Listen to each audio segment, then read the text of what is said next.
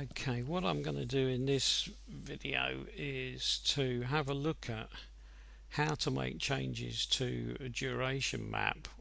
And once you know how to make changes to one duration map, obviously you can apply the idea to all of the duration maps. And if you need to improve or increase the duration maps to get more fueling, then obviously you're going to have to change them all anyway. Now, at the end of the last video I'd stopped at the talk map, but all of these maps are on here on this Excel spreadsheet, and we are looking at a PD 130 1.9 TDI, and these are the maps that we've looked at so far. And one of the things that we'd found was that we would like to consider injecting 70 milligrams, but we stopped with a torque limit of 60 milligrams so that we wouldn't have to change duration maps. And as I explained in the last video, this can be quite complicated to fathom out, so I sort of stopped at the torque map and said, right, well, there's the sort of basic finish. So you could call this beginner's guide advanced, I suppose, because we're going to look at duration. Now here's the duration raw data taken straight off the same file that I've been using all along, and here it is displayed as a map. So I've just simply displayed it as a map by converting that into a map. Now here's the duration values. So 60 milligrams, this is the time in terms of degrees of crankshaft rotation to inject that much fuel. And we can see that as you increase down here the amount of fuel that you want to inject, not surprisingly the time it takes gets longer, so you'll need more degrees of crankshaft rotation as you go down a column. So it's relatively common sense, but you can't use just one column thanks to the revs rising, because obviously it's harder and harder to inject a certain amount in a certain number of rotations of the, or degrees of rotation of the crankshaft, if the crankshaft is getting faster and faster as it's turning. So you need different columns for different rev per minute for the engine. This becomes quite complicated in the sense that it's quite difficult to predict what any one of these values would be. And what we would really like to do ideally is to have, let's say, a value for 65 and a value for 70. Now I'll just make those bold so they match the ones above, and I will just format them so that we know that they are numbers. Okay, so what we would like is those two extra ones in there, and just to make sure we don't muddle them up, I'll just make them red because I don't want to look at this and suddenly think where have they come from. So I'm just going to make those red for the moment. So what we would ideally like is we would like to have some more figures here, but of course we don't have some more figures here. So that's what we would like to do. We'd like some more figures. Now let's look at a point that seems a reasonable rev per minute. So let's have a look at 1500 revs per minute. That's the point at which the turbocharger is beginning to come on song. So if we were to look at the turbocharger coming on song at 1500 revs per minute, there we are, we've got the turbocharger at 1500 revs per minute, and we've got 20.32 at 55, 21.56 at 60. So what we would like is the next figure in that list, but of course we don't know what it is. Now there is a trick that you can use here which doesn't tell you the exact figure that you will want next, but it does give you a pretty good idea, because what you can do is you can look sideways and you can say, well, that's the next one going that way. What if I was going up? So what I'm going to do is I'm going to copy that one, 22.78, into there, and then I'm going to go sideways again to 24, and I'm going to say, well, I'll put that one in there.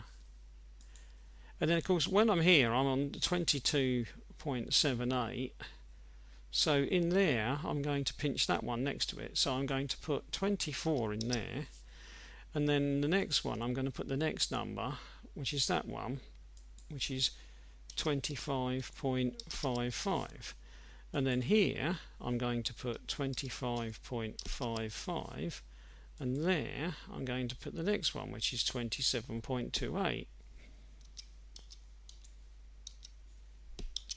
Now I could get Excel to do this automatically for me, but I'm doing it in a laborious fashion because I want to run through slowly and keep pointing out what it is I'm doing.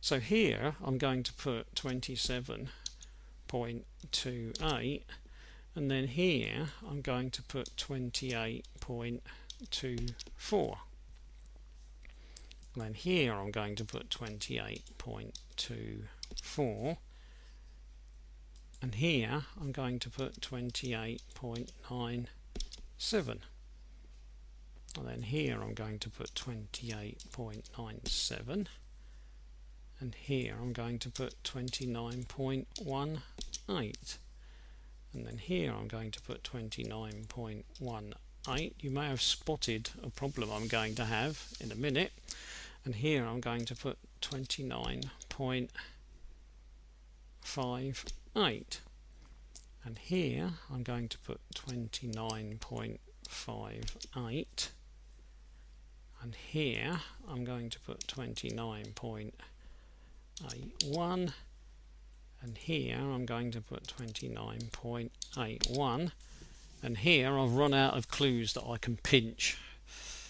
So once I get to there, I've run out of clues that I can pinch, but I can go back this way, can't I?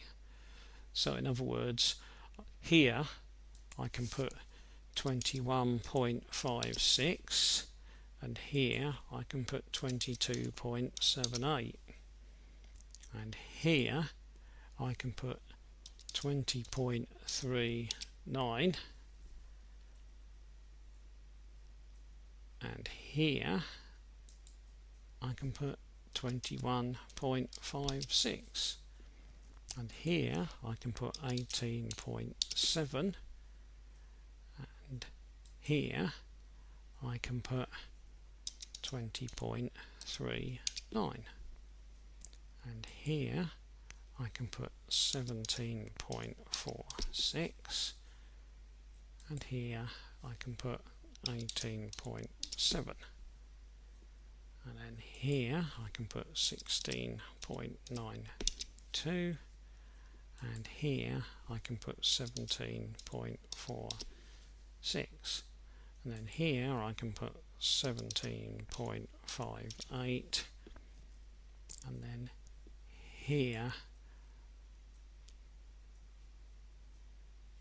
oops, have I made a mistake? 17.4, no, 16.92. I can put, yeah, 16.92. Sorry, I'm just not paying attention to what I'm doing. 16.92, which is a little bit strange. I've gone wrong somewhere.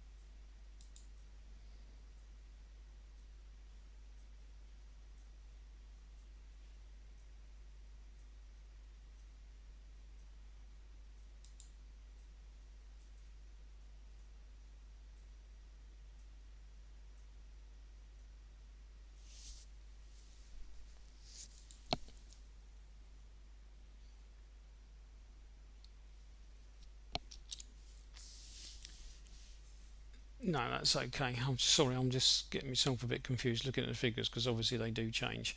Right, and then we've got a slight problem over here because we haven't got anything to go by. Now, okay, what I'm going to do is I'm just going to make sure that these all come up as 2 decimal points so that they all look the same. So, cells number 2 decimal points. Okay, right, now the reason I did it like this was to give us a clue as to what the numbers might or might not be doing, and it's a sort of a shortcut to getting into the area that I want to be in the sense that I don't have to make the numbers up, I can use some numbers that are already there. Now, the only way to know if we are getting anywhere near a sensible answer is to look, and it's hard just looking at the numbers. So what I'm going to do then is I'm going to grab that column and I'm going to go for an XY scatter graph with smooth lines. I'm going to say next, that's okay. That's the sort of thing that I want it to be, so that's okay. Series 1, well, I'll just call that 1500 for now because that's 1500 revs. The X values I would like to be all the way down to there to include the new values I've just made up. And I'm going to say next, I will stick a legend at the bottom out of the way, and I would definitely like lots of grid lines because I want to have a good look at what I'm doing. So I'm going to say finish, and then I'm going to move this down to here. I'll put that up there out of the way a bit and make it a lot bigger. Whoa! I hate it when it does that.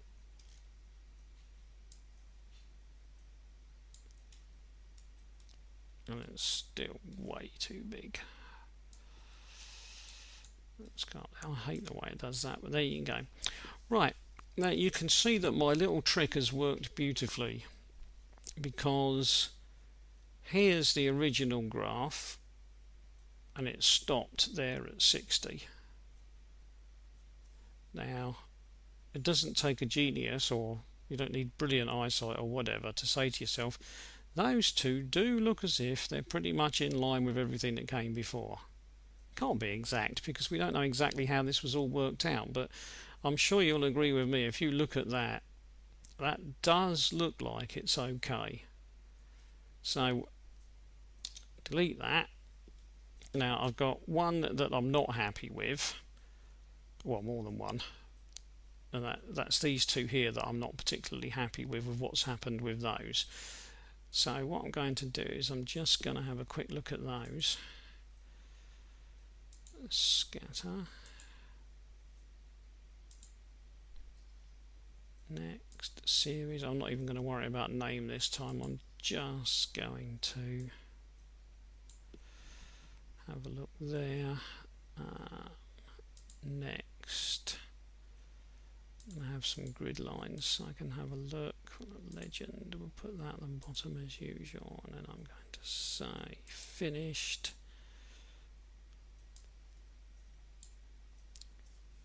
Right, and it obviously what we've got on here is we've got this odd little dip. I'm not going to lose any sleep over it, but we've got this odd little dip here which we've managed to introduce as a result of using the figures that we have used. Now, quite why it has chosen to do that, I don't know, but we've got this odd little dip that's become introduced there. So what I'm going to do is I'm going to consider not doing that. I'm going to consider maybe putting a couple more values in up here instead for that, but it doesn't matter because it's highly unlikely. I'll just get rid of that. No, you were supposed to go. There we go. It's highly unlikely that these values are going to make any real difference to anything because it's going to be virtually impossible to inject those sorts of quantities of fuel here. I mean, those sorts of revs per minute don't really exist, do they? So it's whether I need to do anything with those is very, very debatable. So far I think these are going to be okay. These values here will all be okay. So the only thing we need is some different values just to fill in the last 3 gaps that we've got here because we're not too sure what to do with those. Now I'm just going to completely guess here. I'm just going to say 31. Just no idea where that number has come from. I'm just going to say 31. And then I'm going to call up a graph again and just have a look at what I get.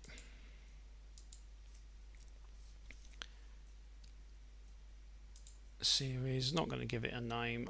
The only thing I'm going to worry about is getting the axis data correct so that I can get a better look at the finished result. And I will just get rid of, where are we, legend, I hate the way that goes to the side, and I will stick some grid lines on,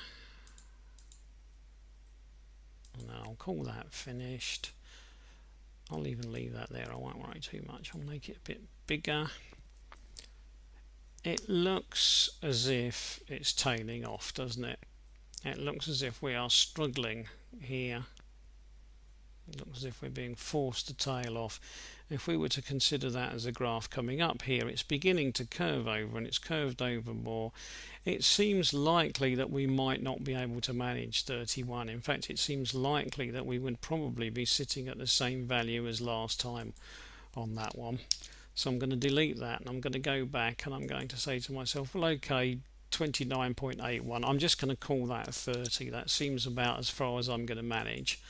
So maybe I'm pushing my luck trying to manage more than 30. So then I'm going to say, well, okay, I'll call that one 30, and I'll call that one 30. So I'm going to decide that that's my limit. So okay, so what I've got now then, and remember these are extras, so what I'm going to do, I don't want them confused with the map, I'm going to make them a different colour. So these are my extras. So now that I've got them, I've got new values, but I can't just use them because obviously they need to be in this map. And as I've said in the past, one of the easiest way of doing this is to ditch values that you don't think you're going to be wanting to use and then replace them with ones that you are going to use. So what I'm going to do is I'm going to ditch these ones down here and hope that the ECU doesn't mind too much. So what I'm going to do is I'm going to take all of that, so I'm going to cut that, and I'm going to put it in where these two are at the beginning. So I'm going to put that in there, and I'm going to say paste. So my first two rows have gone. So I'm starting at 5 now. And then I'm going to take the new one that I've just made, except in this case it's a new 2, and I'm going to put them in there. Now, it doesn't really matter. You probably could have got away with just taking one out and putting one in and allowing it to jump from 60 to 70, but I'm just going to go 60, 65, 70 on this occasion for no logical reason other than I want to. Now, having done this, you're up against one possible problem, which I did say in one of the other videos, or I might have said more than once. Sometimes taking out information right at the beginning, especially a naught value, causes hiccups with files. So just remember that if you now change all your duration maps to give you more fueling, if you know that what you've done up until now, so right up to the point of the torque map, if you've looked at the other videos, if everything worked fine up until that point, if you then put these modified duration maps into a file and something suddenly doesn't want to work properly, it may be because of this, and you may need to come back and put back in the beginning row there. As I said, I've never quite managed to work out why that is sometimes a problem and sometimes not. It may even not be a problem. It may be an error that I've made and not noticed, because I'm not claiming that I know all the answers, and I hope for God's sake you don't watch these and think, oh, this chap knows what he's talking about, because I'm giving you the benefit of what I do know, and that doesn't mean that I know everything there is to know. I'm just doing the best I can. Right, that then is duration finished, and all you need to do is do that for all 5 maps. So modify all 5 maps and you will be good to give it a try. So I'll stop there. I suspect this one may well have turned out too long. I hope not, because I hope you haven't been bored out of your mind.